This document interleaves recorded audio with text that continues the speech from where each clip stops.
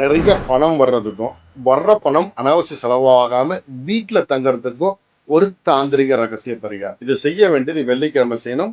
Night 8ல இருந்து 9 மணிக்குள்ளதான் இதை செய்யணும். அதுக்கு முன்னாடி முதல்ல வீடை நல்லா சுத்தம் பண்ணுவீங்க. வச்சுட்டு மகாலட்சுமி போட்டோ போட்டு முடிஞ்ச அளவுக்கு பூவெல்லாம் போட்டு அலங்காரம் பண்ணுங்க. விக்கிரகம் இருந்தாலும் வச்சு நீங்க செய்யலாம். ஓகேங்களா? கிழக்க பார்த்தாப்புல அம்மன் இருக்கணும். வடக்க பார்த்தாப்புல நீங்க உட்காந்துட்டு இருக்கணும். ஓகேங்களா? அம்மனுடைய முகம் கிழக்க பார்த்துட்டு நீங்க வடக்க பார்த்து உட்காருங்க. உட்காந்துட்டு நான் சொல்லக்கூடிய இந்த மந்திரத்தை ஓகேங்களா 108 முறை சொல்லணும். எப்படி சொல்லணும்னா மருதாணி இலை இருக்கு இல்லையா, அந்த மருதாணி இலை வாங்கிட்டு வந்துருங்க. வாங்கிட்டு வந்துட்டு 108 முறை நீங்க அந்த மந்திரம் சொல்லி சொல்லி சொல்லி போடணும். நான் சொல்ற மந்திரம் நோட் பண்ணிக்கோங்க.